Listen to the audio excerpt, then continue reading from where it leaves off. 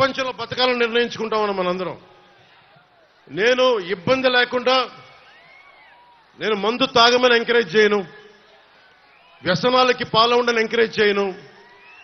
Napoleon చెప్పినట్టుగా యుద్ధాలకి సిగార్ల మీద tax, brandy మీద ట్యాక్సే నేను దేశాల మీద యుద్ధాలు చేయడానికి పనికొస్తుందని నెపోలియన్ చెప్పాడు. వ్యసనాల వల్లే ట్యాక్స్ వస్తూ ఉంది భారతదేశానికి కూడా. ఈ విధానంలో మనం కోరుకుంటుంది. మన ఎవరో పెద్దలు మాట్లాడుతూ ఉన్నారు, నేను కల్తీ మందు కాదు, కనీసం ఆరోగ్యం పాడవని మందన్నా కనీసం 10 సంవత్సరాల్లో పాడవలసింది, వీళ్ళ వల్ల సంవత్సరంలోనే పాడైపోతా ఉంది. అలాంటి కల్తీ మందు ఇస్తూ ఉంటే అలాంటి మందు ఇవ్వకని చెప్పిన దానికి నేను మందుని ఎంకరేజ్ చేస్తానని మాట్లాడుతున్న వైసీపీ నాయకులు. అసలు అన్న వైసీపీ నాయకులందరికీ చెప్తున్నా, మద్యపాన నిషేధిస్తామని చెప్పి మీరు సారాలు ఎలా అమ్ముకుంటారు ఒకసారి మీరు లోపల చూసుకుని మాట్లాడుకున్న విషయం. అలాగే ఇసుక జేపీ వెంచర్స్ అని చెప్పి పెద్దిరెడ్డి రామచంద్రారెడ్డి గారు, మిథున్ రెడ్డి గారు, సజ్జల రామకృష్ణారెడ్డి గారు, జగన్ గారి ఆధ్వర్యంలో దాదాపు మొత్తం వాళ్ళ కంపెనీ ఇసుక అంతా. ఒకప్పుడు ఇసుక రీచుల్లో ఎంతమంది బీసీలు కానీ బీసీ కుటుంబాలు కానీ చాలా మందికి సంపద వెళ్లేది. రీచ్లో కొన్ని చోట్ల మనకి తూర్పుగోదావరి జిల్లా లాంటి చోట్ల ఇసుకని బోట్లో తీసుకొని మరీ అమ్ముకునే వాళ్ళు చాలా మందికి కుటుంబాలకి 10 కుటుంబాలు ఉపాధికి వచ్చేది, వందలాది కుటుంబాలకి ఒక ఇసుక రోజు రీచ్ ఉన్న చోట. అవన్నీ దోపిడీ చేసి మొత్తం సంపదంతా ఒక్కడి చోట కేంద్రీకృతం అయిపోయింది. ఒక్కడి దగ్గర సమస్య, ఒక్కడి దగ్గర అంత డబ్బు చేరకపోతే వాడు బలిసిపోయి కొట్టుకుంటా ఉంటాడు. ఎవడైనా సరే బలిసిపోయి కొట్టుకుంటా ఉంటారు. ఒకడికి డబ్బు వస్తే పర్లా, నీ డబ్బుతోటి మా స్వేచ్ఛని కాల రాస్తామంటే నేను కింద పడి కాలుతో తొక్కేస్తాం. గుర్తుపెట్టుకోండి ఎవరైనా సరే. కాంట్రిబ్యూటరీ పెన్షన్ స్కీమ్ అని చెప్పి నేను ఒక ఉమ్మడి ఆంధ్రప్రదేశ్ రాష్ట్ర మాజీ ప్రభుత్వ ఉద్యోగి కొడుకుగా చెప్తా ఉన్నాను. మనకి పెన్షన్ అనేది చాలా కీలకమైంది. జగన్ వచ్చినప్పుడు 2019లో కాంట్రిబ్యూటరీ పెన్షన్ స్కీమ్ రాగానే వారం రోజులు తీసుకొస్తానని చెప్పి మోసం చేశాడు. ఈ రోజు వరకు ఊసేటట్లా.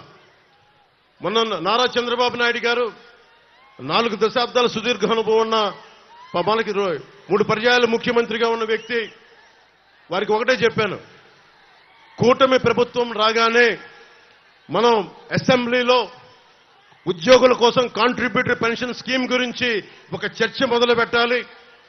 దానికి సంవత్సరం లోపు బలమైన పరిష్కారం కనుక్కోవాలి. అది ఉద్యోగులకి నిజంగా భద్రత. అది పెన్షన్ అనేది పెద్ద కొడుకు లాంటిది. మా నాన్నగారే మా దగ్గర డబ్బులు తీసుకునే వాళ్ళు కాదు. ఎందుకంటే మీరు ఏం మాట్లాడతారో తెలియదు, మీరు గబుక్కునంటే ఒక ఉద్యోగికి పెన్షన్ అనేది భద్రత.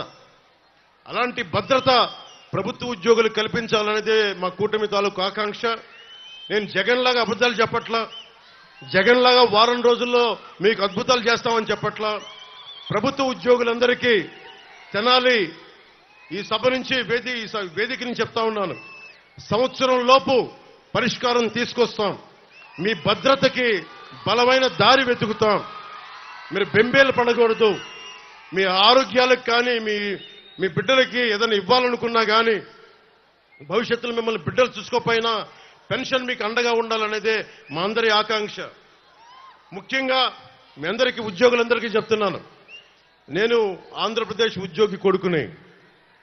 నేను నటుడిగా కంటే కూడా, జనసేన అధినేత కంటే కూడా నేను ఒక ప్రభుత్వ ఉద్యోగి కొడుకుని, దిగువ మధ్యతరగతి కుటుంబాలకు చెందిన వాడిని.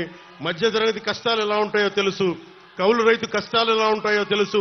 కొల్లిపర్ల మండలంలో రైతులకి మనకి చెక్ డ్యామ్స్ లేకపోతే ఎంత బాధపడతారో తెలుసు నాకు. నేను మీకు అండగా ఉంటాను. నేను మనకి రేపు పొద్దున అసెంబ్లీలో బూతులు తిట్టడం కాకుండా, ఇంట్లో ఆడపడుచులను తిట్టడం కాకుండా నిజమైన డిబేట్ ఏంటో చూపిస్తాం అసెంబ్లీస్ లో.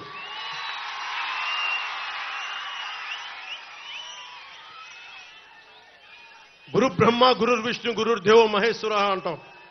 అలాంటి టీచర్లని లిక్కర్ షాపులకి సేల్స్ కి పెట్టాడు. అతను సేల్స్ పర్సన్ గా పెట్టాడు. అలాంటి వ్యక్తి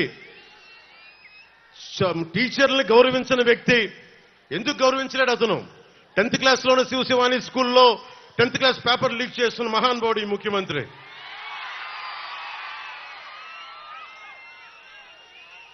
అంగన్వాడీ కార్యకర్తల్ని అన్యాయంగా కొట్టించాడు. ప్రామిస్ చేసి మీరిచ్చిన వాగ్దానాలు ఏమైనాయి అంటే అంగన్వాడీ కార్యకర్తల్ని అమానుషంగా కొట్టించిన వ్యక్తి జగన్.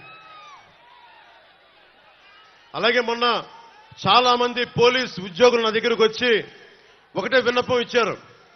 మాకు సరెండర్ లీవ్స్ కానీ టీఏలు కానీ డిఏలు కానీ ఏ విధంగా మాకు రావాల్సిన వేజెస్ ఏవి మాకు రావట్లేదు, ఏ విధంగా మాకు రావట్లేదు. 70,000 కుటుంబాలు మేము నలిగిపోతా ఉన్నాం. ఇలాంటి ప్రభుత్వం ఉంది, కనీసం మా సమస్యలు తెలియజేయండి అంటే పోలీసు ఉద్యోగులందరికీ చెప్తా ఉన్నాను. నేను పోలీసు వ్యవస్థను గౌరవించేవాడిని, పోలీసు వ్యవస్థను వాడుకునే వ్యక్తిని కాదు.